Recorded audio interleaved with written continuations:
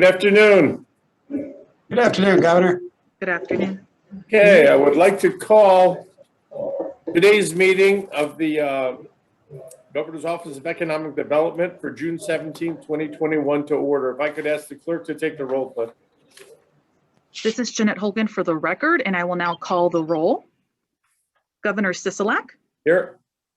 Lieutenant Governor Kate Marshall, Here. Dr. Weldon Havens, Here. Mr. Alex Dixon, Here. Mr. Dan Cleach, Here. Mr. Raymond Spett, Here. and for our non-voting board members, Miss Elisa Cafarata. I am here. Thank you. We have quorum, Governor. Thank you very much. Close item number 1, move on to item number 2, public comment. This is the first time set aside for public comment. Anyone wishing to address the board on any item on today's agenda, items that are on the agenda, please step forward, identify yourself for the record, and comments will be limited to 3 minutes. Do we have anybody? We don't have anybody in Las Vegas. Do we have anybody in Carson City? No one in Carson City, Governor. Thank you. This is Jeanette Hogan again. We do have Jared Smith from NBBGEI that wishes to give a public comment at this time. Mr. Smith, you will be limited to 3 minutes. Thank you. For the record, Jared Smith, I'm the Chief Operating Officer at NBBGEI. Governor, Lieutenant Governor, and GOED board members, just wanted to take a moment of appreciation to say that today sends a positive message to our Nevada community that Southern Nevada's future is bright. Companies in our region are announcing potential job expansions, Governor, of over 1,500 good paying jobs at a time when we really need it. And that this wasn't by accident, but a result of hard work of your team, our team at NBBGEI, Clark County, and our municipal partners, along with the real estate community. And but we aren't done yet, Governor. And I believe this could be one of our best years of economic development and job creation for Southern Nevada. I just wanted to say it's a great day. Thank you very much. Thank you much, Mr. Smith. Anybody else? I do not have anyone else online or on the phone right now. Okay, thank you. Then I'll close item number 2, public comment. Move on to item number 3, approval of the March 31st minutes. Do we have a motion on the minutes? This is Dan Cleach. I would move approval. Thank you, Dan. Any discussion?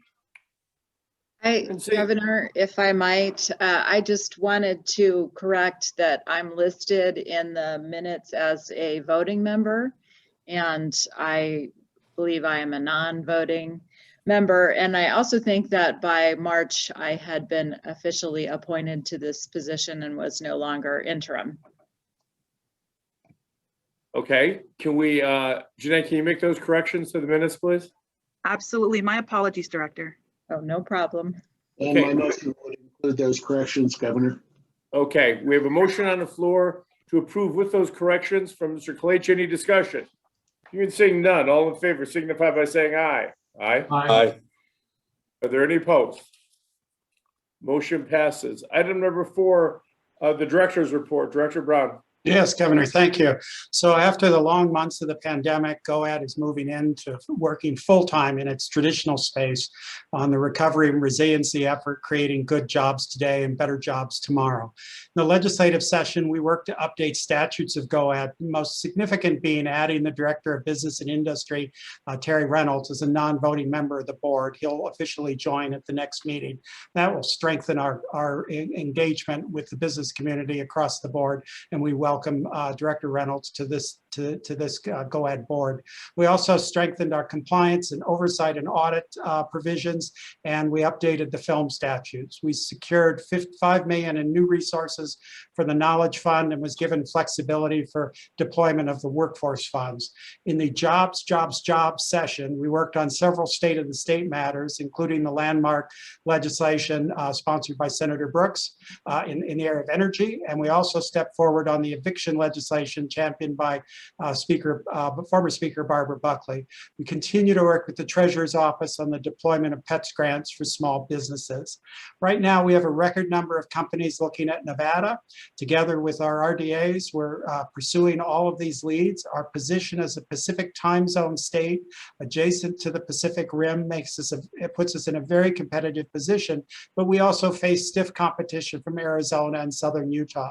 The companies looking at Nevada are interested in workforce, infrastructure, and transportation. And I have a personal priority of trying to get Apex in fighting shape. Today, the board will consider 8 applications, many of them in the operations and logistics sector where we are well positioned geographically. If we wind back the clock, these applications started at the depths of the pandemic. And so I congratulate the RDAs and the companies for shepherding them all the way through that to today. As part of our application process, we are seeking background on community engagement, diversity, supply chain, and education partnerships. And all of these companies have distinguished records in those areas. I'd like to address the issue of the business license that's come up at several board meetings. After the board grants approval of an abatement or an incentive, a formal contract is signed between the applicant and GOED. And before that contract can be signed, the business must have a business license in place. As part of our compliance review, we have checked all the applicants today with relevant state regulatory agencies and with a national violators database, and these applicants are all in good standing. And finally, on a personal note, our Director of Minority and Business Support, Sonia Hoya, is leaving the agency after many years of state service. She actually worked for Governor Gwynn, for Governor Sandoval, and for Governor Sisolak, and she's moving east to join her family, and we wish her the best. Governor, that concludes my report today.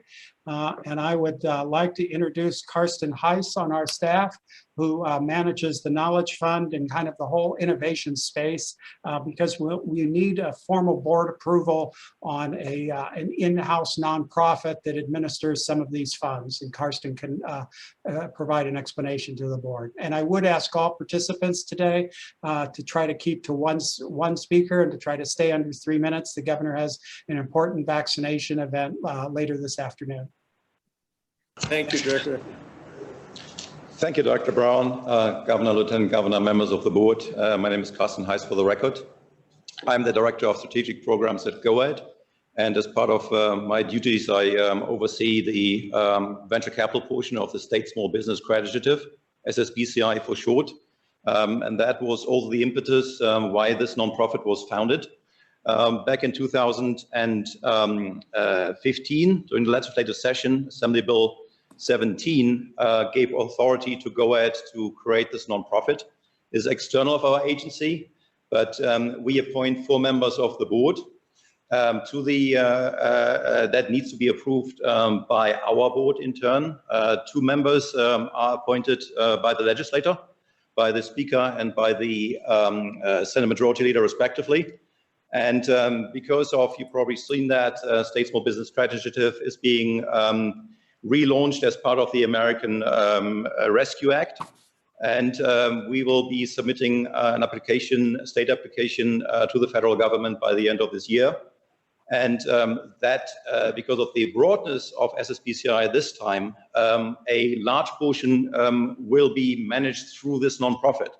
And in addition to all members of the board have been termed out, we are seeking board approval for our candidates.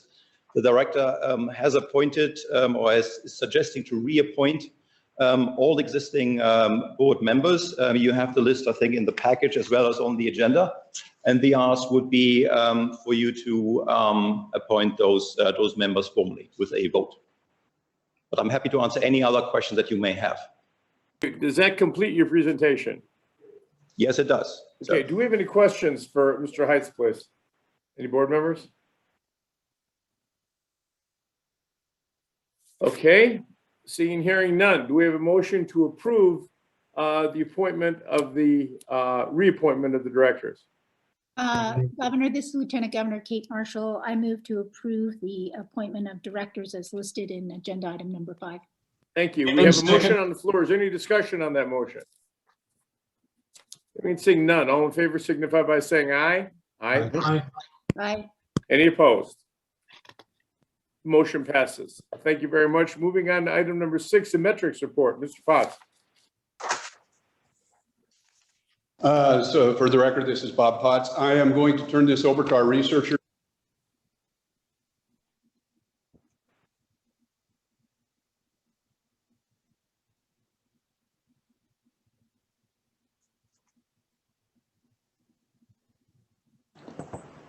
Good afternoon, Chelsea Wahlberg for the record. So I will, as Bob said, I'm just going to be going over the summary page here. I would be happy to answer any questions you have, if you have any more in-depth. Sorry, I think my mic went off for a moment. And I'm going to zoom in a bit because it's a little difficult for me to see. I imagine it is for you as well. So our overall data story this quarter is largely very positive. The number of assisted companies approved during the first quarter of 2021 was up 160% over the first quarter of 2020. The number of initial jobs was also up nearly 100%, up 91%, 1,500 added jobs from assisted companies. And you can also see that our average wage was up 5.3% over the first quarter of 2020. If you're looking at the number of leads, prospects, and wins from our regional development authorities, you can see everything is almost completely positive. Our number of leads are up 11.4% over the prior quarter and 45.5% over the prior year. The number of prospects is up 43.6% over the prior quarter. That one is 21.1% below where we were the same quarter of last year.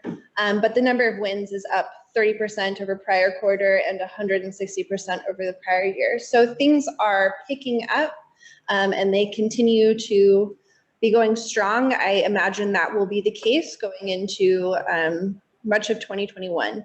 If we look at our other programs, Global Engagement had 2 wins in the first quarter of 2021. Our Emerging Small Business program, we only have data for the second half of 2020, but they are up 16.1% in the number of contracts over the same time frame in 2019. And the total value of those contracts are up 104.1%. Looking at our rural community development block grants, we are down 20% in the number of grants, but that's not necessarily a negative thing because those grants are going to be more valuable. The total available funding for allocation is up 22.1%. Our Procurement Technical Assistance Center is up 3.6% in the number of clients at about 1,325. And they are down 32.3% over the prior year for the total award amount won by active clients.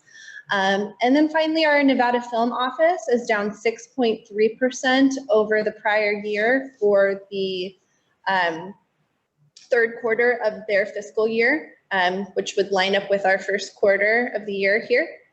I think the film office is still likely going to be seeing some of the COVID drag that is still affecting our economy, but I imagine things will pick up there too as that situation continues to improve.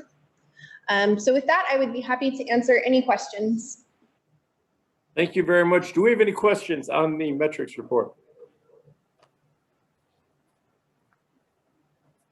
Anybody?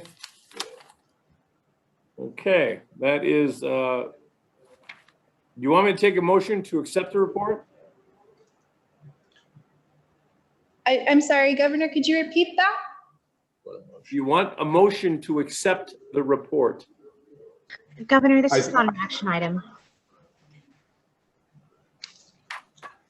Okay. Item number 7, abatements. First one, A, Footlocker Retail Incorporated. Right. This is Stan Thomas. For the record, Stan Thomas, EVP of Business Development for EDON. Good afternoon, Governor, Lieutenant Governor, fellow board members. It's our privilege to introduce to you a new company, Footlocker. We support their application for sales and use tax abatement, modified business tax abatement, and personal property tax abatements. Footlocker is a sportswear and a footwear company for both men, women, and children in about 28 countries globally, include over 2,000 stores in the United States. And they are looking at building somewhere around a 460,000 square foot facility in Northern Nevada. They'll have created roughly around 185 jobs and roughly around 29 million capital expenditures. Like I said before, EDON supports this application. They meet 2 of the 3 requirements. And I want to introduce a few people. There's 3 people online. Robert Repack, Senior Director of Tax for Footlocker, and then also the site consultant, Barry Pisano, Senior Tax Manager with ADP. Also, we have Todd Greener, the Senior Vice President of Global Supply Chain, and he will be speaking on their behalf. Todd, go right ahead. Thank you, Stan. As Stan indicated, I'm Todd Greener. I'm the Senior Vice President of Global Supply Chain at Footlocker, Inc. We're pleased to be here today. We are a leading omnichannel retailer of athletically inspired shoes and apparel. We operate about 3,000 stores across 6 different banners in 28 countries. And our purpose is to inspire and empower youth culture. As Stan indicated, we're planning to create a 460,000 square foot distribution center in the Spanish Springs area, commencing operations next year. It is the largest investment we are planning to make as a company in our 47-year history. Significant amount of equipment, 185 plus positions at competitive wages. This is a strategic investment for us. It's one of 3 regional distribution centers in the U.S. to service our customers and stores. Most of our products come from Asia, and so this location is a strategic asset for us to improve our service and speed to market. We do operate a number of stores in Nevada, and we have our state business license. Just a couple of the dynamics that we looked at as we evaluated locations. We conducted a comprehensive search in a number of metro markets and states in the West Coast. We prioritize this location based on a number of factors. One, the favorable geographic and logistics dynamics. 2, the business and regulatory environment, including incentives. 3, strong talent availability and infrastructure, and then just a mature distribution center industry and an infrastructure environment.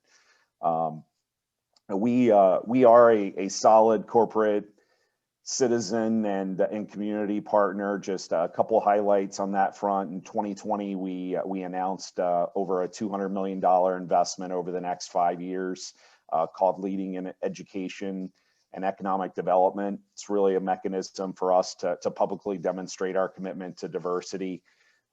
Earlier this year, we launched our first impact report, where we highlighted a number of our initiatives and key indicators, including how we leverage the power of our people and support communities, to strengthening the sustainability of our supply chain, a number of our efforts on reducing environmental impacts, and we have a number of programs in place where we offer scholarships to our employees through our Footlocker Foundation. We have a Scholar Athletes program where we offer 20 scholarships per year. So would encourage everyone to look through the impact report, and we are definitely committed on a number of fronts to improving our environment as well as our people and communities. And with that, I thank you for your time and consideration, and we'll open it up for any questions. Thank you. I appreciate that presentation. Do we have any questions on this one? Governor, it's Gray Speck. Yes, Ms. Go ahead. Yeah, I just had one question. I noticed that we're one of 4 states being considered. If we approve this today, will Footlocker be joining our state? Yes, we will. This is clearly our number 1 location.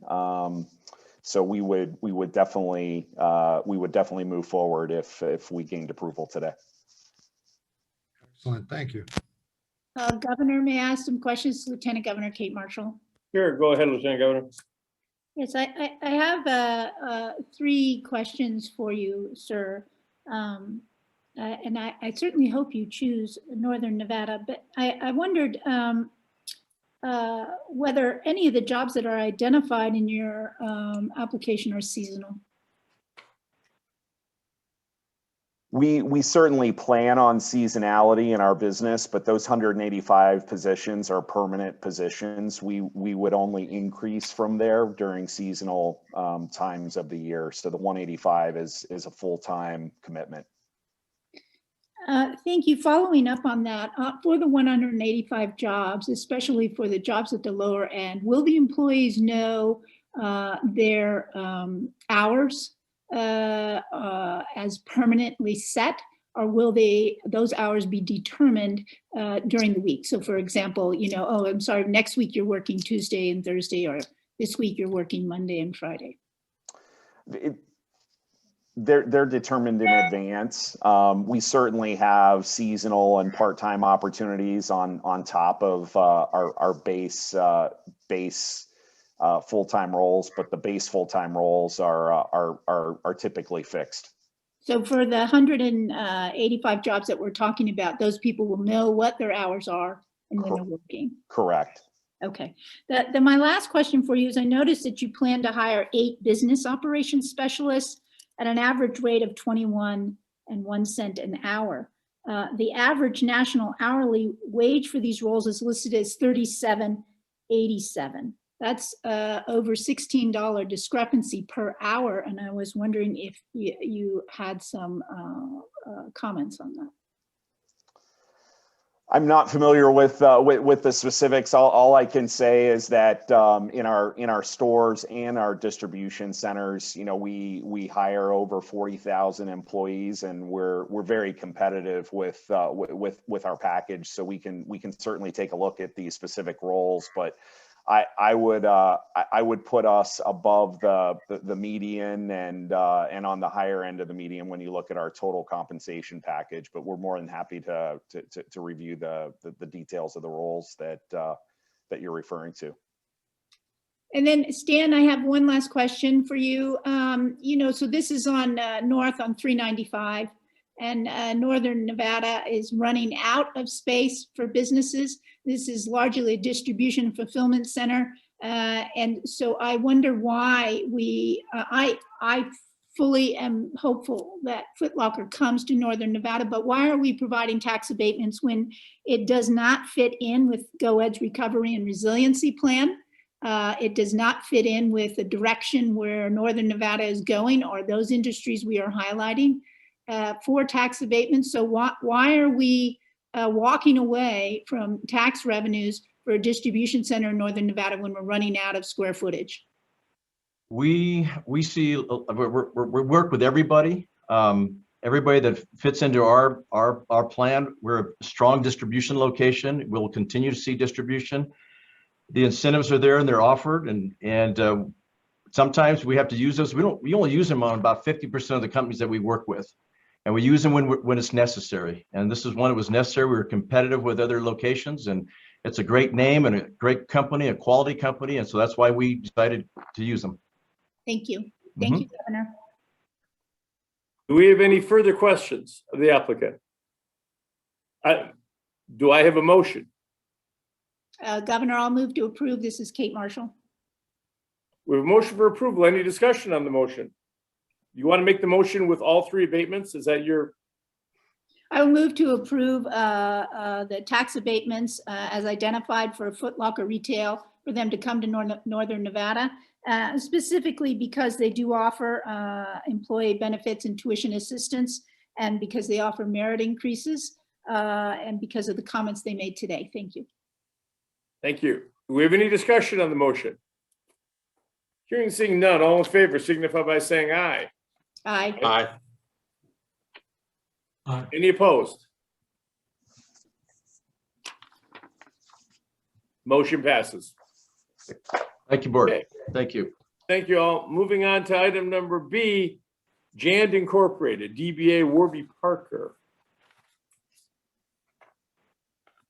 Thank you, Governor. Good afternoon. Governor Sisolak, Lieutenant Governor Marshall, Executive Director Brown, and board members. For the record, Chris Zunis with the Las Vegas Global Economic Alliance. I'd like to introduce you to Jan Inc., doing business as Warby Parker. Representing the company today is Joseph Rayo, Supply Chain Project Manager. Warby Parker is requesting sales and use tax abatement, modified business tax abatement, and personal property tax abatement for their operation located in unincorporated Clark County. Warby Parker will be making a capital equipment investment of over $6 million. They will be hiring 136 full-time direct employees at an average wage of $18.42 per hour within the first 24 months of operation. Warby Parker also offers a comprehensive benefit package to their employees, and this application meets and exceeds the statutory requirements that the state put forth. And this application has a full support of the LVGEA. I'd like to introduce to you now Joseph Rayo that will explain the project in further details and answer any questions you may have. Thank you. Thank you. Rayo, go ahead. Yeah, thanks, Chris. Hi there. My name is Joseph Rao. I'm leading the build out of Warby Parker's second in-house optical lab, which will be located in Southwest Las Vegas. First off, I want to thank you all for your time today. Our team is super excited and thrilled to request an incentive package for our facility where we will employ over 200 full-time employees at steady state, as well as to support an extensive network of local work from home employees. Our facility will manufacture eyeglasses and sunglasses using the latest optical equipment and technology. We've had the pleasure of working with Chris at LVGEA, the GOED team, and many others in the state over the past 18 months, and we could not be more thrilled to make Nevada home to our West Coast operation. A little bit about the company. Warby Parker was founded in 2010 with a lofty objective to provide high quality glasses at affordable prices while demonstrating that for-profit businesses can do good in the world. Over the past 10 years, our company has exhibited tremendous growth to include over 3,000 employees, our first in-house optical lab in upstate New York, as well as over 140 retail locations across the US and Canada, including a store in downtown Summerlin. As the West Coast hub for both our manufacturing and customer experience operations, our second in-house optical lab here in Las Vegas will help us continue to provide high quality products with a quicker turnaround and best-in-class customer experiences for our West Coast customers. Social impact and sustainability have been core to the business since our founding. We partner with domestic and international communities on several initiatives, most notably our Buy a Pair, Give a Pair program, in which we distribute a pair of glasses for every pair sold. Since we launched this program, over 8 million glasses have been distributed through Warby Parker's Buy a Pair, Give a Pair program. During COVID, we did temporarily transition this program to distribute personal protective equipment to a variety of communities. Additionally, we produce annual reports on social and racial equity and sustainability, which you can find within our application packet. One of the examples, for the third year in a row this year, the Human Rights Campaign has named Warby Parker a best place to work for LGBTQ+ employees. As mentioned, we are incredibly excited to launch our Las Vegas Optical Lab, where we know we will have long-lasting partnerships with organizations like LVGEA and GOED. Thank you so much for the opportunity, and we are happy to answer any questions you may have. Thank you, Joseph. We appreciate it. Do we have any questions for Yes, Mr. Rao? This is Lieutenant Governor. I do have some questions on this one. Lieutenant Governor, go ahead. Thank you. I noticed, thank you. First off, I want to say that I understand that Warby Parker has chosen to open their second lab in the country in Clark County, and your company's larger mission are to be commended. That being said, you have already announced the opening of the lab. You've already posted jobs for it. And so what I'm trying to get an understanding of is what this abatement will get us that you are not already doing. Definitely, yes. Thank you for the question. Lieutenant Governor. So what this abatement will help us do is to grow even more. So what we're looking to do is utilize the tax abatement to expand our operation. We currently have plans for steady state 200 employees, and after 2 years, we'll have 136. With these funds, we'll be able to hire even more full-time associates. So I just want to make sure clear on the record, because the application that we have in front of us says that the abatement will lead to the hiring of 136 employees. But in fact, you're already going to hire 136 employees ultimately. And so how many more employees are we getting with this abatement? I am very happy you are coming. I love to compete with New York. I think Nevada is a lot better than New York. And I think you will be well positioned here. But the purpose of abatements, okay, is to attract companies who would not otherwise come. You already have your lab here. You have already started putting notices out for jobs. Thank you. What in addition are we getting with the abatement? Because we can't give abatements to everyone. And if you're already here and you've already recognized how great Nevada is, we should attract other companies that can work with you. So talk to me a little bit about what in addition. You're already getting 136. Second, just saying for the record, Chris Ennis, I can speak to this a little bit. Warby Parker, when they were in their initial decision phase on where to locate this lab, applied for the abatements. And this was before the 7% unemployment trigger in statute. And they didn't qualify because of the wages didn't quite meet. After the trigger of the 7% unemployment went into effect, it was recommended by GOED that they reapply for those initial abatements, and that's what we're here today for presenting to you. I think it's wonderful for a company to apply for whatever they can get. It is not our position on this board to give them whatever they can get. It's our position on this board to try to make sure that we are setting up the people in Nevada for good jobs. Understood. Yeah, I can speak to that. So what we're looking to do in the state of Nevada is have a really strong partnership. And so this tax abatement will be one of those facets, but it'll help us hire additional people past the 200. So we, as mentioned, are going to have an extensive network of part-time work from home folks. And what we're looking to do with this abatement is use it to make it local to Las Vegas and really drive some job creation in Southern Nevada. So these tax abatements will get more than than the 136 that you're doing. That's what you're saying. Exactly. Thank you. Thank you, Governor. Thank you. Do we have any other members with any questions? Hearing seeing none, do I have a motion?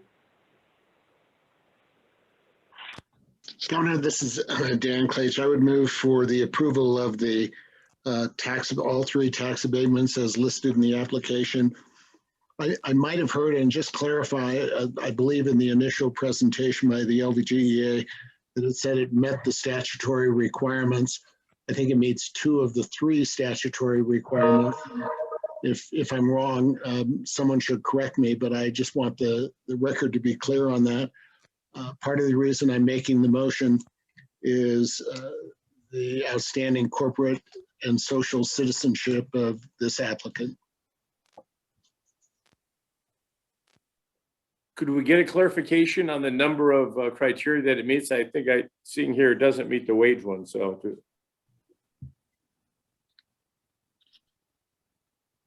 Our wage is in the partial incentive per the new stipulations for the unemployment rate dropping above or rising above a certain rate. And so we qualified for the wage that way. Okay, Michael, I guess the question is directed towards you. How many does it meet, just to clarify it for the record for Mr. Claich? I'm going to defer to staff here, to Melanie. I think she can answer that for us. Thank you, Melanie Sheldon, for the record. The new rate wage requirement should a county go over 7% unemployment to receive our standard abatement packet. They will have a wage between 85 and 100% of the statewide average wage. To receive our reduced abatement packet, which is what Warby Parker has applied for, they must have a wage between 70% and 84% of the statewide average wage to qualify. So at 1842, they are actually within that 70 to 84% percentile band. Okay. Dan, does that answer your question?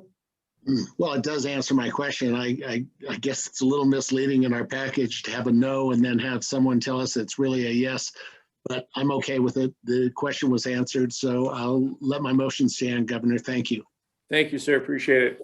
We have any further questions? We have a motion on the floor. All in favor signify by saying aye. Aye. Aye. Any opposed? That motion passes. Next item. Let's see here. Nutrition Corp. Inc. DBA Fresh and Lean. Thank you, Governor. Again, for the record, Chris Innes with the LBGEA. I'd like to introduce you to Nutrition Corp. and doing business as Fresh and Lean. Representing the company today is their CEO and founder, Lorene Aseo. Fresh and Lean is requesting sales and use tax abatement, modified tax abatement, and personal property tax abatement for their operation that will be locating in the city of North Las Vegas. Fresh and Lean will be making a capital equipment investment of $7 million. They'll also be hiring 500 full-time direct employees at an average wage of $22.42 within the first 24 months of operation. This company also offers a comprehensive benefit package to their employees. And also this company meets and exceeds the state's statutory requirements for full and has the full support of the LBGEI. I'd like now to introduce you to Lorene to explain the project in further detail and answer any questions that you may have. Thank you. Thank you, Chris. Good afternoon, Governor, Lieutenant Governor, and the board members. My name is Lorene Aseo. I'm the founder and CEO of Fresh and Lean. Just a quick background on the company. I started Fresh and Lean in 2010 at the age of 18 out of my one-bedroom apartment. And over the last 11 years have really, put our mission to the ground and grown significantly. Over the last 5 years, we've seen 100% growth here in California, doing mostly direct-to-consumer meals and also branching out into retail. Here we have about 550 employees manufacturing over 300,000 meals a week. And we are very excited to bring our business to Nevada, not only to expand, but also to really enhance our manufacturing capabilities, expand our reach and what we're able to do. The mission and the purpose from day one has been to feed as many Americans as we possibly can with good, nutrient-dense organic meals. And we've been doing that for the past 11 years and really look forward to continue doing it in the state of Nevada. One of the things that, I really look to is second chance hiring. And I know that the state of Nevada has a great program, especially in North Las Vegas. So I look to, really utilize that. We also have, many benefits for the employees, including ESL English classes for those who don't have English as their primary language. And, as we move to grow the business, just really look forward to enhancing, what we can offer. And so with that, I thank you guys for your time and, if you have any questions. Thank you. Do we have any questions regarding Nutrition Corp. Inc., DBA Fresh and Lean? Yes, Governor, this is Don Havens. I have a question. Go ahead, sir. On page 7 of the information that we have to board members, under food preparation workers, there seem to be the same position. They have the same SOC code, but there is a substantial difference in the average hourly wage. There's 370 food preparation workers being paid at $18 an hour, and then there's 130 being paid at $35 an hour, which creates a substantial difference in the average wage per position. Can you explain that? Absolutely, and thank you for your question. So there are different types of food preparation workers throughout the plant, depending on which department they're in. So there's more specialty food preparation workers, that would be sous chefs, chefs, line cooks, things like that. But then in the same type of categorization, we have veg preparation staff, meat prep, and also those that work in production, portioning the actual food into meal trays and processing them as well.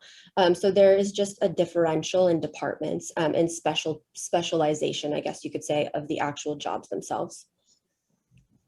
Okay, thank you. Any further questions? Governor, this is Ray Speck. If I may make a comment and ask a question, please. Certainly. Well, first, I'd like to commend the CEO for developing the Second Chance program. It's very refreshing to see something like that before us. So thank you for that. And my only question is, I see we're one of 3 states. If approved today, will you come to our state? Absolutely, yes. And thank you. Thank you. That's a nice firm commitment. That sounded good. Any further questions? Do I have a motion? Governor, this is Lieutenant Governor. I think that this is exactly the kind of company we should be providing tax abatements to. I am very appreciative. They are a newer industry with growth potential. They are a disruptor. The kinds of things they are doing, the kinds of jobs they are providing. I'm very excited about this company, and I would be honored to bring the motion to approve the tax abatements as listed for Nutrition Corp doing business as Fresh and Lean. We have a motion on the floor. Is there any discussion on the motion? Hearing and seeing none, all in favor signify by saying aye. Aye. Any opposed? Motion passes. Thank you very much. Thank you so much. Item D, Pitney Bowes, Pre-Sort Services. Good afternoon, Governor Sisolak, Lieutenant Governor Marshall, Executive Director Brown, and GOED board members. For the record, Michael Walsh with the Las Vegas Global Economic Alliance. I'd like to introduce you to Pitney Bowes Pre-Sort Services. Present with me today is their CFO, Vinay Gandhi, Regional Vice President, Derek Johnson, Director of Corporate Real Estate, Wendy Gruskin, and Alex Fry, Senior Vice President with CBRE. Pitney Bowes Pre-Sort Services is requesting the sales and use tax abatement, the modified business tax abatement, and the personal property tax abatement for their planned facility in the city of North Las Vegas. Pitney Bowes will have a capital equipment investment of just over $5 million. They will hire 50 employees within the first 24 months of operation with an average wage of $24.61. Pitney Bowes Pre-Sort Services also offers a comprehensive benefits program, and they meet the statutory requirements and have the full support of the LVGEA. Pitney Bowes provides mail sorting and distribution services. The company prepares, sorts, and collects mail, as well as offers fast forwarding, metering, remote video encoding, and transportation of mail. The company is the largest work-share partner of the United States Postal Service, processing more than 14 billion pieces of mail annually. I'd now like to introduce the Pitney Bowes team and Alex to explain the project in further detail and to answer any questions that you may have. Thank you. Good afternoon, and thank you to the GOED board for your time and consideration today. For the record, this is Derek Johnson. Pitney Bowes Pre-Sort Services, LLC, Pitney Bowes Pre-Sort will establish a 175,000 square foot facility in Southern Nevada, creating minimum of 50 new jobs within 24 months with an average wage of $24.61 per hour and a capital investment of over $5 million in equipment and $5.6 million in leasehold improvements. Pitney Bowes Pre-Sort currently operates 37 facilities nationwide. The new facility will serve clients in 5 states, including California, Nevada, Washington, Oregon, and Utah. The company considered locations in Nevada and other states. Pitney Bowes Pre-Sort is a quality employer offering various benefits to our employees, including tuition reimbursement, overtime, PTO, 401k match, medical, vision, and dental. And it's important to highlight that we cover 89% of our employees' healthcare costs. We understand that there are hiring and training resources that are available to aid in our recruitment of local talent, and we hope to leverage those resources and partnerships where possible. I also want to highlight that we focus on our philanthropy efforts on literacy and education, supporting innovation, and effective programs in underserved school districts. An example of that is our dedication to education program that we do in all of our facilities, where we build backpacks for several schools and neighboring communities. To choose Nevada, we have taken into account location-specific metrics like labor, transportation, real estate, and taxation. Ramping up a new location here will result in certain expenses as well as a measurable risk in setting up a new facility.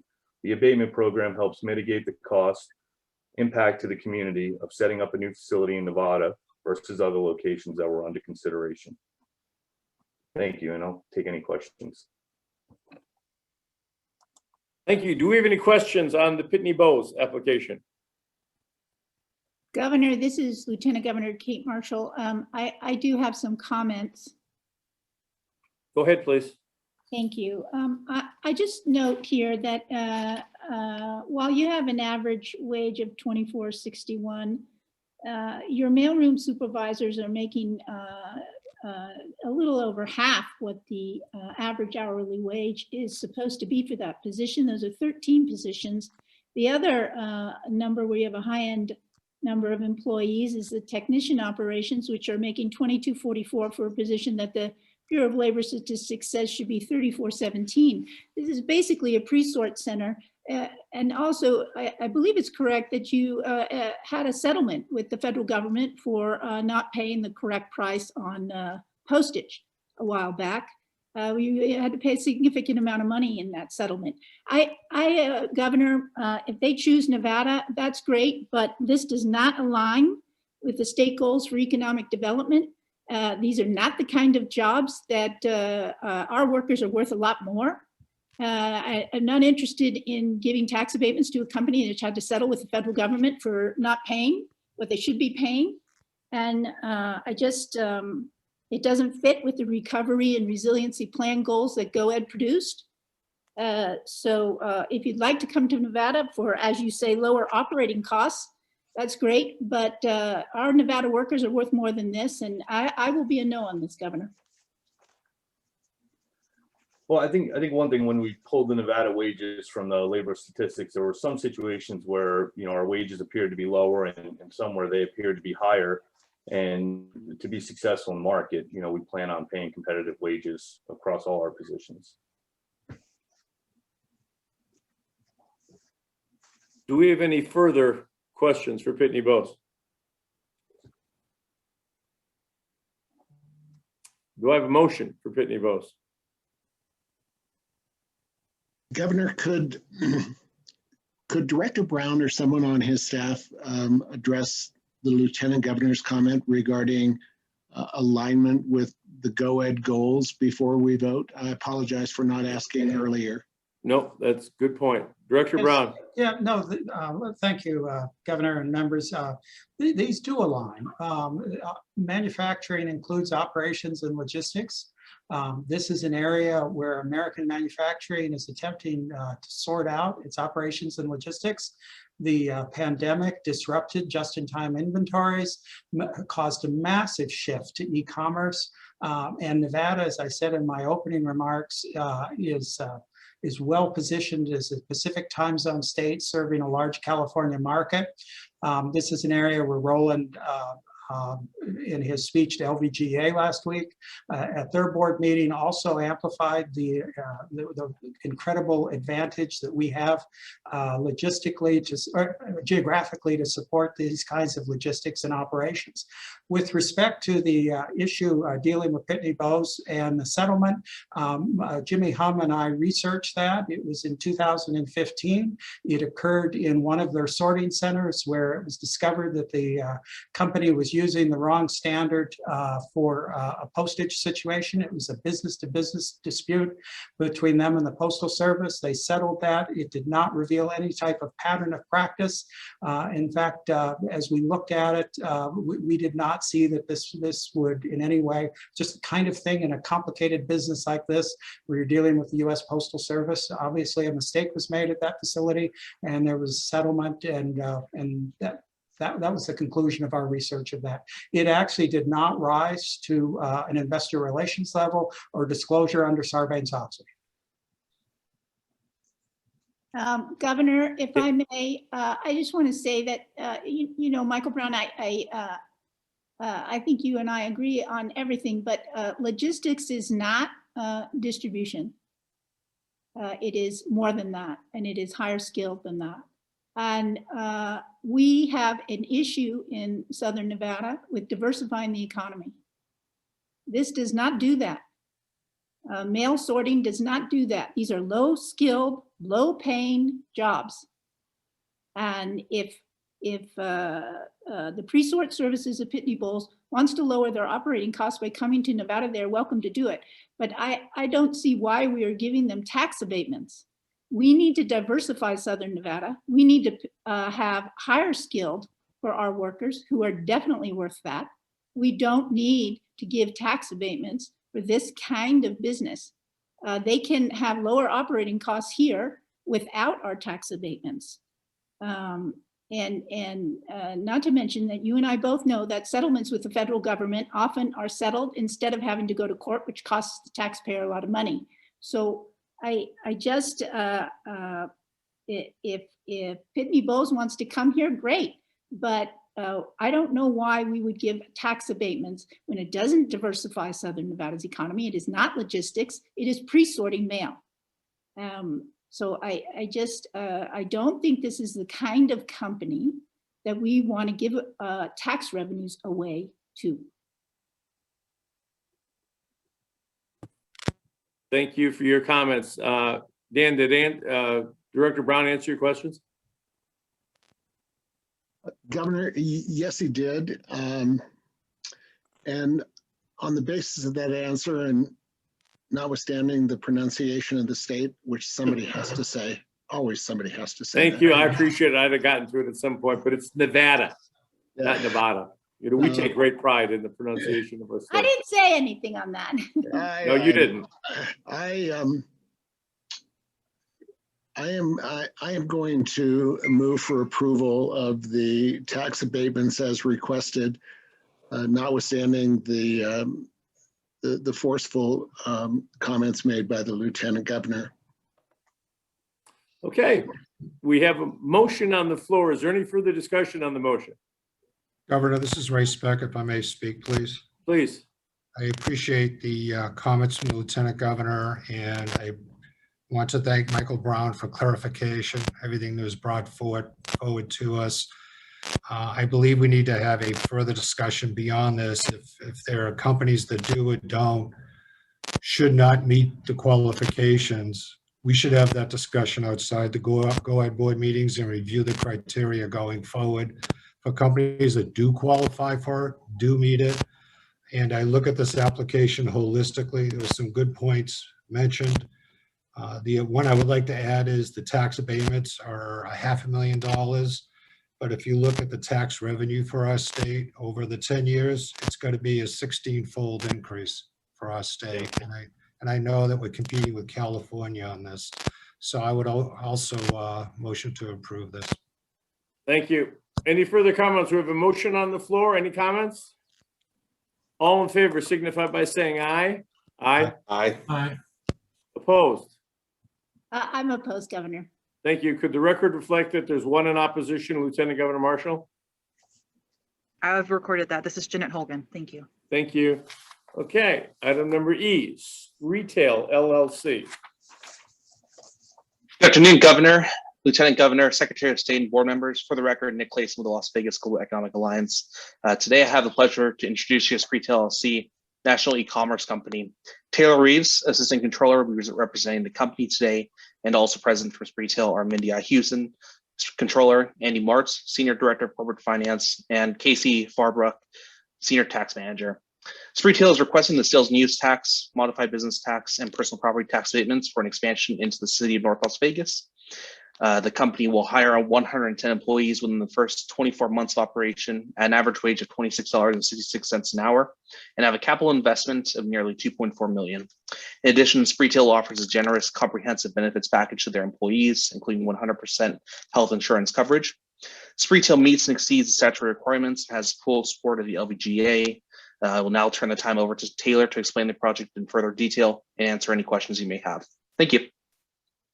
Great, thanks, Nick. Good afternoon, everyone. My name is Taylor Reeves, for the record, and I am the Assistant Controller at Spreetail. I'd like to first off and just start by saying thank you for the opportunity for us to be here today. We're really excited to talk about the growth of Spreetail and specifically the anticipated growth within the state of Nevada.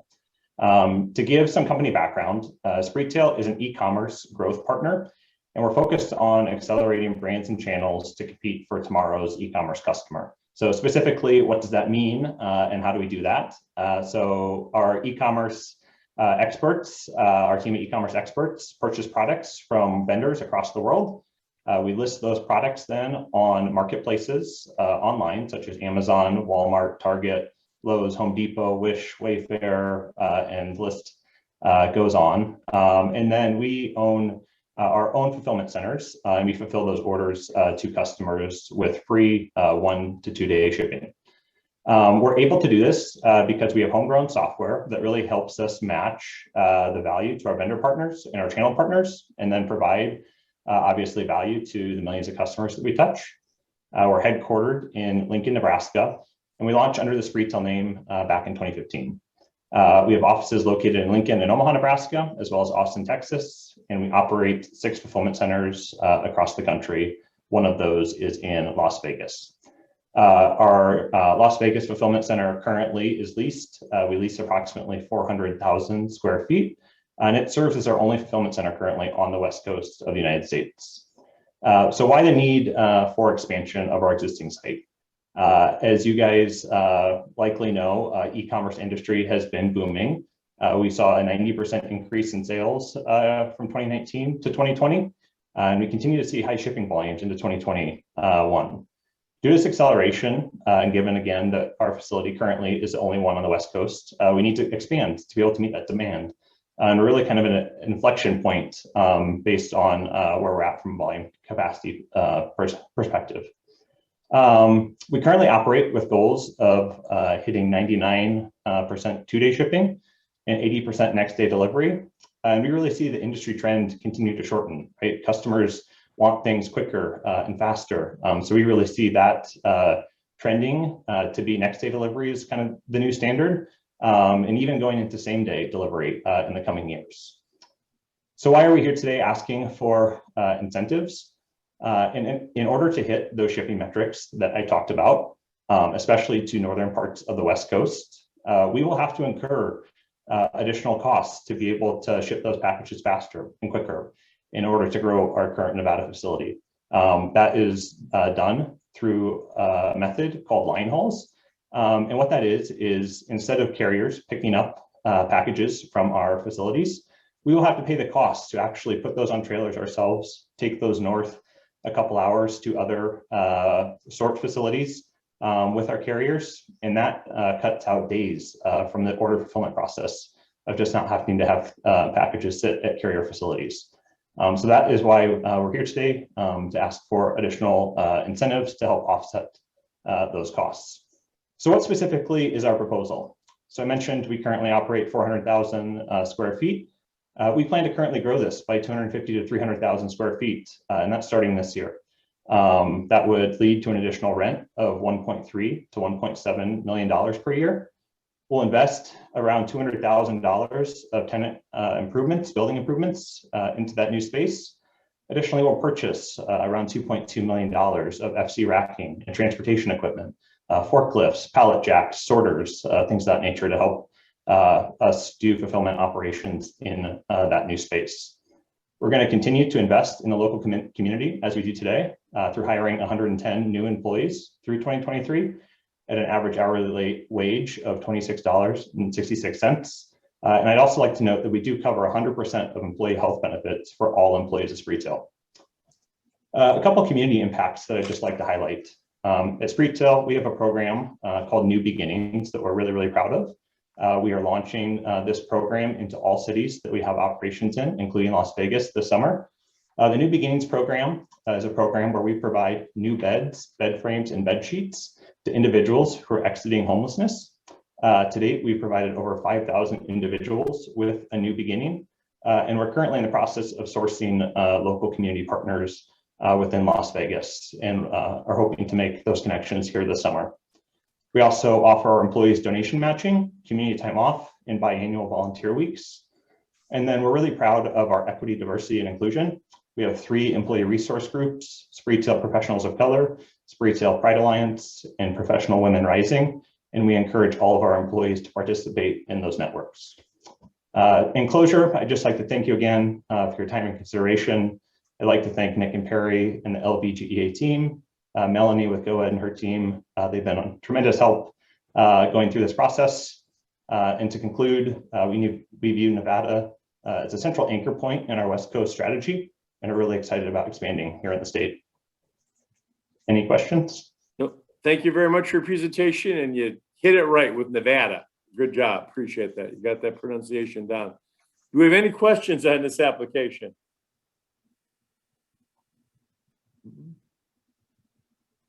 None? Do I have a motion?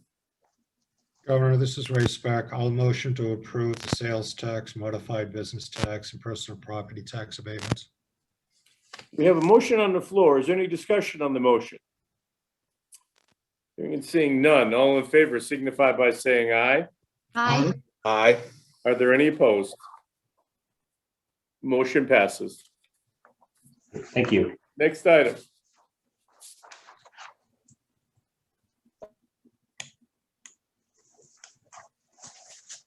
Somebody have Sunshine Mining? Minting? Good afternoon, Governor Sisolak, Lieutenant Governor Marshall, Secretary of State Zagosky, Director Brown, and members of the board. For the record, Perry Ursum, Vice President of Business Retention with the LBGEA, here today and show support for the application submitted by Sunshine Minting, a leading global supplier of precious metal and base metal mint products. Sunshine Minting is exploring their options to expand current operations in Southern Nevada to add 142 new jobs over 2 years, producing an average hourly wage of $21.38. Capital investment projections total approximately $4 million, of which $3.1 million will be committed to capital equipment. This application meets the requirements set forth by the Governor's Office of Economic Development and has the full support of the LBGEA. With us today from Sunshine Minting is Tom Power, President and Chief Executive Officer, Ron Reed, Chief Financial Officer, Ken Lawson, Human Resources Executive, and Jason Truby, Chief Operating Officer. I will now defer your attention to Tom Power for additional insight into their expansion. Tom? Thank you, Perry, and good afternoon, Governor and GOED team. I apologize that I don't have a better video here. We had a technical difficulty, so I had to consolidate into one boardroom. Again, my name is Tom Power. I'm the President and CEO of Sunshine Minting. I'd like to address the board today regarding our application for tax abatement and assistance, and really take this opportunity to expand on who Sunshine is as a company and what our long-term plans are.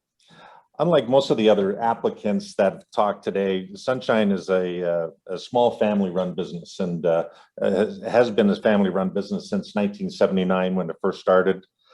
The company started in California, was acquired by Sunshine Mining Company back in 1984 and was relocated to Coeur d'Alene, Idaho because of the proximity to the silver mines in Idaho at the time. There it was renamed Sunshine Bullion Company. And for the mines, it represented a perfect vertically integrated opportunity to mine, refine, and produce products and ship it out of Idaho. The owner of Tentex sold the business, like I said, to Sunshine Mines, and that relationship lasted for about 10 years until him and his wife bought it back in the early 2000, 2003, 2004. In 2000, I'm sorry, that was in 93, 94. In 2001, I joined the company in 1997. In 2001, we had a custom built facility made for us up in Coeur d'Alene, Idaho. At the time, the company had grown from a handful of people to about 60 employees. In 2007, my wife and I acquired the company, to which at that time we'd grown to 92 employees. During that same time, we acquired our first business here in Las Vegas, a company called Global Minting. So you can see we've had a presence in the Las Vegas area since 2007. That small business was acquired to handle the needs of our distribution in the Nevada market. In 2013, we entered the third phase of our growth and really looked to see in both Nevada and Idaho what the opportunities were. We ultimately selected a new building in Las Vegas area, which allowed us to really focus in on our international growth of our business as we were limited in space up in Idaho. This new facility opened in 2013. We added about 150 jobs at that time. And we really had an incredible growth for the next few years through our international business. We maintained both of those locations for the next 5 years as we really then had to start looking at where does Sunshine go in the future. In 2018, we exited the small business building in Nevada here and acquired a new facility in Henderson on Eastgate Road. Our goal here is to really make this operation the flagship operation globally for the minting industry, producing gold, silver, and platinum products for sovereign governments around the world. Today, it is our goal to continue to employ a highly skilled labor pool to produce these world-class products utilizing industry best practices. The approval of these abatements and incentives that we're seeking are critical to our commitment that SMI will be making by relocating our corporate, administrative, engineering, and quality functions to our new facility here in Henderson and really create that flagship operation in Nevada. Further consolidation of the operations will happen as the global market conditions for our products allow. Again, I would like to extend an open invitation for the governor and any of the members of the board of GOED for a tour of our new facility here, should this initiative meet everyone's approval. And SMI, as I said before, is excited to work with the state of Nevada to bring silver back to the silver state. And thank you for your time. Thank you. Do we have any questions on this application? I want to disclose, Tom, that I've done business with you. I don't know if you know that, but absolutely no. I was intimately involved with that project. And okay, I tell you what, those silver Nevada State are very popular. I can't tell you, they're too expensive for me to give to too many people. Yeah, I think silver was significantly lower when we. It was a lot lower than you're right, but it's been a hugely popular item, and you did absolutely incredible work. I can't thank you enough. I've given it to some foreign dignitaries that have come in, and boy, they're impressed. So I really liked them. You did an incredible job. Well, that's a testament to the skilled trades that we have here working for us. So I appreciate the compliment. I tell you, you absolutely do.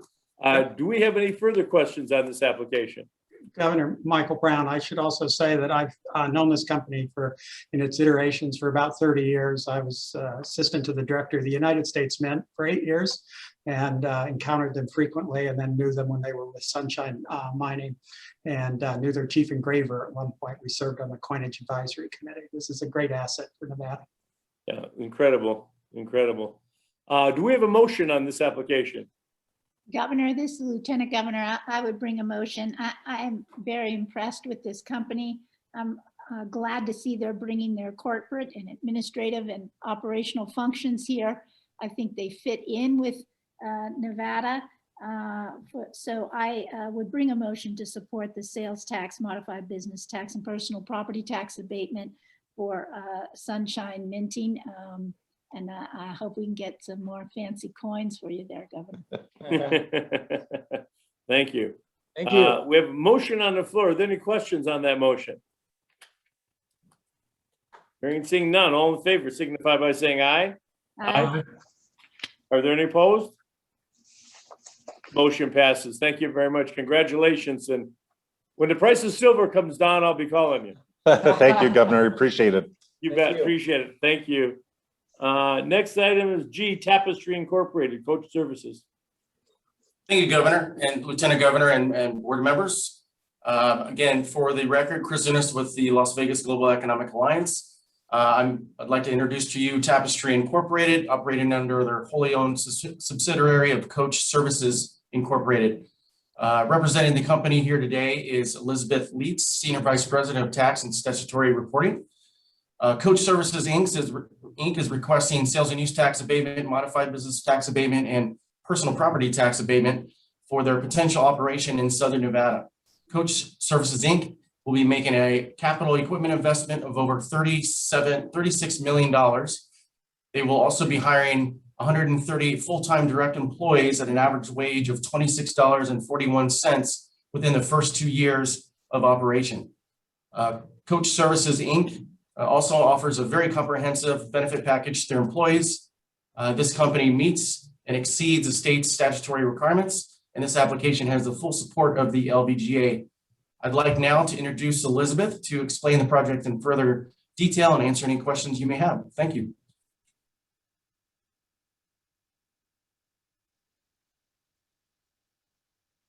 Elizabeth? Yes, I think you're on mute. Go ahead, Ms. Lee. You're muted. There you go. Try again. Okay. Elizabeth, can you hear us okay? I have asked you to. Now? Can you hear me now? Yes. Yes, thank you so much. You're having a few technical issues, but I'm glad it's worked out. Okay, so I just wanted to take a minute again to thank the governor, lieutenant governor, and all of the board members for placing us on your agenda today. We really appreciate it. As was mentioned, my name is Elizabeth Leet, and I'm the Senior Vice President of Tax and Statutory Reporting at Tapestry.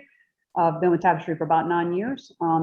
Tapestry's brands, which include Coach, Kate Spade, and Stuart Weitzman, convey the belief that the greatest luxury of all is a freedom of expression that ignites confidence and authenticity. Through strategic planning, the company intends to find the best site to open a new operations and fulfillment center in Clark County, Nevada that will support our West Coast business and customers. If the Nevada site is ultimately selected as Tapestry's future home, this project will result in approximately $31 million in total capital investment and create 108 full-time jobs over the first 2 years. As you can imagine, some of the key influencers and where we locate our facility are cost, real estate availability, and the availability of labor. As of now, Tapestry is heavily leaning towards a site in Southern Nevada. While the company has to consider many factors during the site selection process, the potential value of the tax incentives by jurisdiction does play a critical role in helping us offset costs of the project. As part of our multi-state RFP process, we were introduced to and have been working closely with the Las Vegas Global Economic Alliance and GOED. And they've encouraged us to apply for the incentives available to companies considering expanding operations within the state of Nevada. So we appreciate that. Tapestry is looking for the most operationally efficient and cost-effective location to accommodate our business needs as we plan for future capital investment and hiring commitments. Opposed to other states, the three main contributors for our interest in growing in Nevada are the local labor pool, the site locations that are available, and the overall pro-business climate and the value of tax incentives offered by the state of Nevada. Let me give you a little brief overview of Tapestry. Tapestry is an American multinational luxury fashion company. And as I mentioned before, it has three major brands: Coach, Kate Spade, and Stuart Weitzman. The brands offer a pretty vast array of products, which include handbags, leather goods, footwear, fragrance, jewelry, outerwear, scarves, sunwear, travel accessories, et cetera, et cetera. We have approximately 1,500 stores internationally or globally, with about 863 located outside of North America and the balance located inside North America. Through diverse multi-brand portfolio and significant expertise in handbag design, merchandising, supply chain, and retail operations, we've embraced our obligation to responsibly operate our business in a way that focuses on people, the environment, and community. That's very important to us. We produce through strategic philanthropy, programming, and volunteerism, and we're committed to serving all facets of the community in which we operate. In line with our mission that true luxury is a freedom of expression that ignites confidence and authenticity, Tapestry is proud to announce that for the 7th year in a row, we've achieved a score of 100 on LGBTQ equality by the Human Rights Campaign. And also, in addition to this, we've earned Forbes 2019, 2020, and we recently learned 2021 Best Employer for Diversity Award. Assuming the incentives we're requesting are granted, we anticipate the Nevada project would start by creating and sustaining 108 high-paying jobs over 2 years. The work anticipated to occur at our site will be critical to facilitating our desired economic and social impacts in the Nevada community. These benefits will likely materialize first in the communities where we are where our fulfillment takes place, which is where we're trying to put this facility, right? So that we intend to support that community and hope to expand outwards. We estimate an investment of $31 million in capital expenditures for our build out, which includes machinery and equipment, furniture and fixtures, and IT. As a valued member of the Nevada community, we will commit to obtaining a business license for this new line of business in Nevada. As I think was mentioned earlier, currently Tapestry is actually licensed, but we intend to expand that to Coach Services, Inc. This will help us provide community support through events, sponsorship, volunteerism, and disaster relief, if applicable, as well as leveraging local Nevada colleges and universities to fulfill the talent needs we have for the high-paying positions that we intend to offer. Our experience in the state of Nevada has been very positive, and with your help, we look forward to a long and mutually beneficial relationship. We also want to take one quick minute to thank Melanie Sheldon from your team and Chris Zunis from the Las Vegas Global Economic Alliance for helping support us through this process. So with that, we're happy to answer any questions that you might have. Thank you, and I appreciate the presentation, but I want to just give you a heads up because you want to move here. It's Nevada. Nevada. We take great pride in that here, that, you know, you pronounce the state correctly, just so you know. Okay. Okay. I will make a note of that and make sure I call it Nevada. There you go. There you go. Do we have any questions on this application? Governor, it's Ray Speck. I just have one comment. I want to commend Tapestry for their efforts on diversity. Well done. Look forward to you in our state. Agreed. Okay, do we have a motion? Ms. Havens recommends the sales tax abatement, modified business tax abatement, and personal property tax abatement of Tapestry, Inc. and Coach Services, Inc. You got it. Okay. Do we have any further discussion on this motion? Hearing, seeing none. All in favor signify by saying aye. Aye. Aye. Are there any opposed? Motion passes. Okay, Elizabeth, so since you're moving here, you got to make sure we got you on board with Nevada, right? Nevada. There you go. Thank you. Appreciate it. You're a good sport. Thank you. Motion passes. Moving on, next item. TCP Global Corporation. Thank you, Governor. Again, for the record, Chris Zunis with the Las Vegas Global Economic Alliance. I'd like to introduce you to TCP Global Corporation.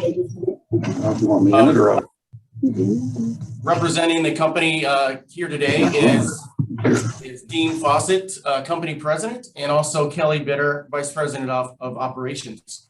TCP Global is requesting sales and use tax abatement, modified business tax abatement, and personal property tax abatement to assist in potentially locating their facility in the city of North Las Vegas. TCP Global will be making a capital equipment investment of just under $2.5 million. They will also be hiring 80 full-time direct employees at an average wage of $38.90 within the first 24 months of operation. This company also offers a very comprehensive benefit package that they offer to their employees. And this application meets and exceeds the state statutory requirements, and it has the full support of the NBBGEI. Now I'd like to introduce you to Dean and Kelly to explain the project in further detail and answer any questions you may have. Thank you. Thank you. Good afternoon. Thank you, Mayor Lee, and all members, and we appreciate your time, and for Chris for giving us guidance in this process. We appreciate your consideration of TCP Global Corporation. I'd like to share a little bit of background about our company. We have a little bit of unique beginnings in that we are family owned, and we started 46 years ago. Our father started a company in a small 800 square foot location, of which we unfortunately had, our father passed when I was only 15 years old.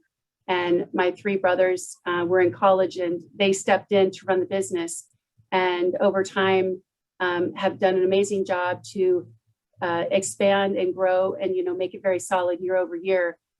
Today, we are proudly host 2 locations in California and in South Carolina. We employ over 150 employees. We proudly pay above the hourly wages.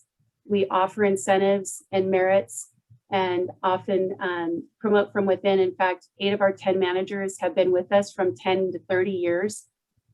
We also have, as Chris mentioned, we have a 401k program that we match 4%. With employee health care, we pay 70% of all of our staff's health care. And we're constantly just getting told employees just enjoy working here because it is truly a family business. We do a lot of unique things with rewarding employees and celebrating their anniversaries and birthdays and all kinds of fun stuff. So we look to expand with our growth, and we look to several states beside Nevada, but we came to the conclusion that your business atmosphere and a lot of the aspects about putting our national distribution center there of about 200,000 square feet would be our best selection. This approval would allow us to not only move our corporate headquarters there, would allow us to, if we were able to get the incentive, it would allow us to also expand and include our corporate headquarter locations, which would be bringing more executive positions and a lot more to Nevada. So we feel that our company would be a great asset, bringing all of these positions to you besides just the warehouse. We are an online direct-to-consumer retail company. We ship thousands of products to consumers worldwide every day. And we have about 30 exclusive private brands that we work with. I'll just name a few so you can be familiar, but we've got a U.S. Art Supply, Master Airbrush, which is, we happen to be the largest airbrush retailer in the United States. We have U.S. Kitchen Supply, Duragold, which is one of our automotive products, U.S. Pool Supply, and our personal protection equipment line, which is the Salon World Safety. And out of the 4 million Amazon third-party merchant sellers in the United States, we're ranked in the top 50. So we're very, very tight with Amazon, and we've really done a nice job of climbing up the ranks there. So our reasons for selecting Nevada include, the business environment, the warehouse space, the logistics, and a strong employee pool. We really come to understand that you guys have a very, very great culture and employees that fit our needs. And we really look forward to hiring from within and promoting from within. We also have a very good involvement with the community. During the height of the pandemic, we donated over $100,000 of our safety equipment, being masks, face shields, and gloves, and all sorts of things across the country to the frontline workers. And we continue to donate in many ways. Another example is with our excess art supplies, we'll often put them into nice baskets and drop them off into schools and homeless shelters, and really try to help the community. And we would expand that as well, well-being in your state. We think that we will be able to really have a strong employee base. We plan to hire, as Chris said, over 80 employees in the first 2 years. And in addition to all the investments that we plan to make with our capital expenditures and building out our hiring local contractors to do certain things, as well as generate.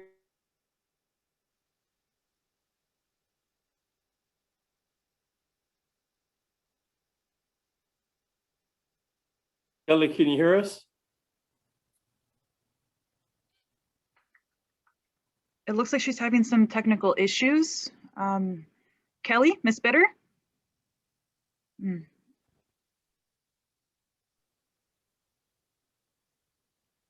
Okay.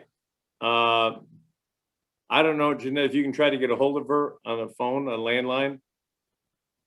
Do we have, are there try and get a hold questions? of her. Melanie, are you calling her? Yes, Governor, I'll call her right now. Thank you. Governor, this is Lieutenant Governor Kate Marshall. I only have one question. It's unclear to me from the application whether they are moving their corporate headquarters here or not, and that makes a significant difference in the average wage. And I know she mentioned something, but I just wanted clarity on that. Lieutenant Governor. No, wait, Chris, just a second here. Well, I've got her back, I think. Go ahead, Kelly. Yeah.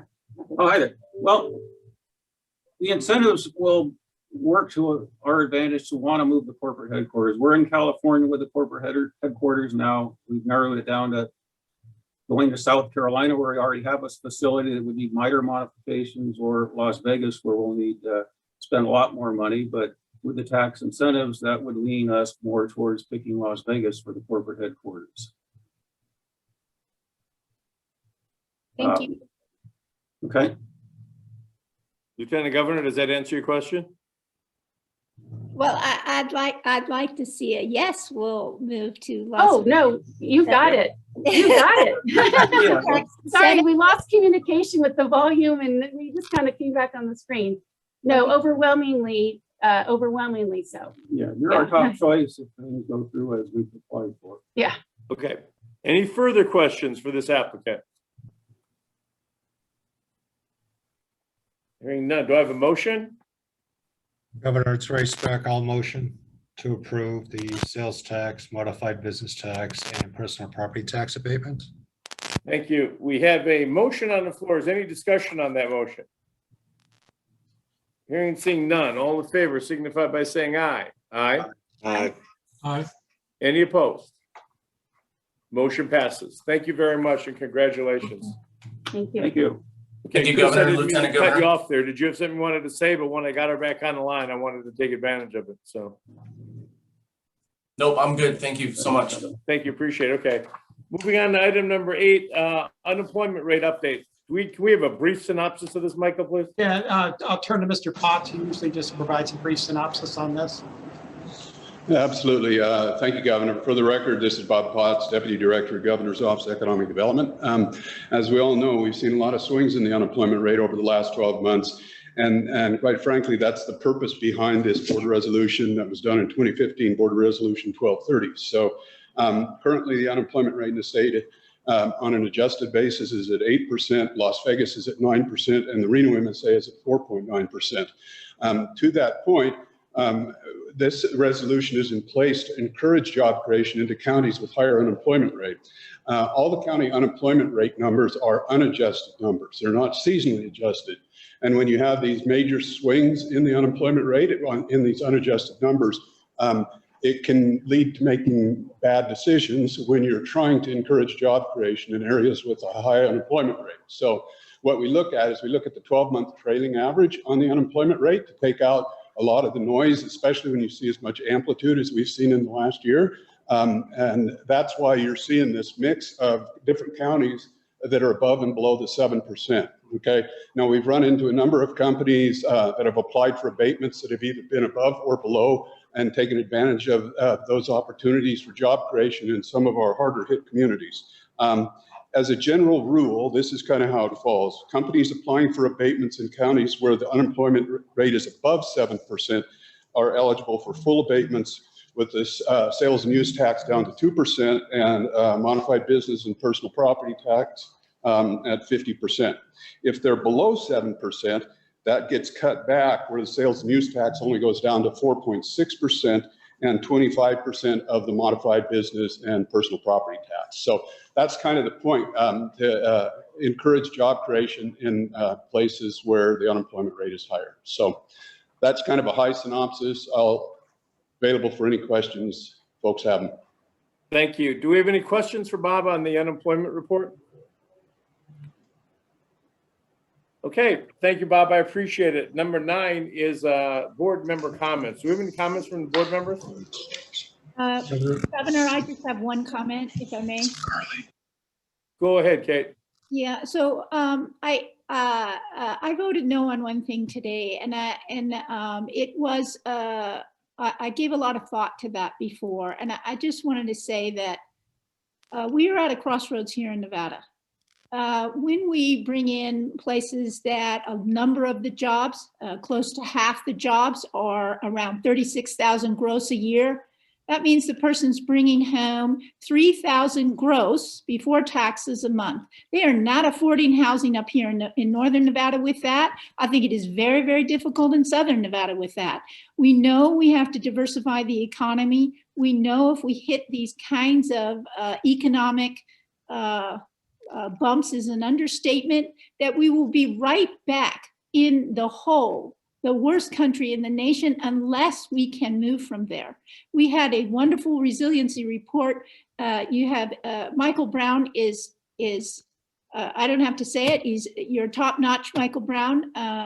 In a lot of ways, I seek to emulate you. But we know what we have to do, and it is not distribution centers.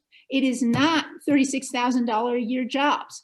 That's just not where we need to go. It's not where you're going, Governor. And so I made that point today, and I really want to say that I thank Ray Specht for saying this needs a broader conversation. And I would look forward to such a conversation. And thank you for letting me speak. Okay. Do we have any further comments from any board members? Governor? This is Ray Speck, if I may. I know we're short on time, but there was one concerning thing. I just wanted to ask a question. It can be quick if you wish. I know one GOED board meeting itself is not a trend, but one of the concerns that I had looking at the 8 applications today, and I don't think I've ever seen this in a prior GOED board meeting, but 4 of the 8 applications were under the criterion of average wage, was below.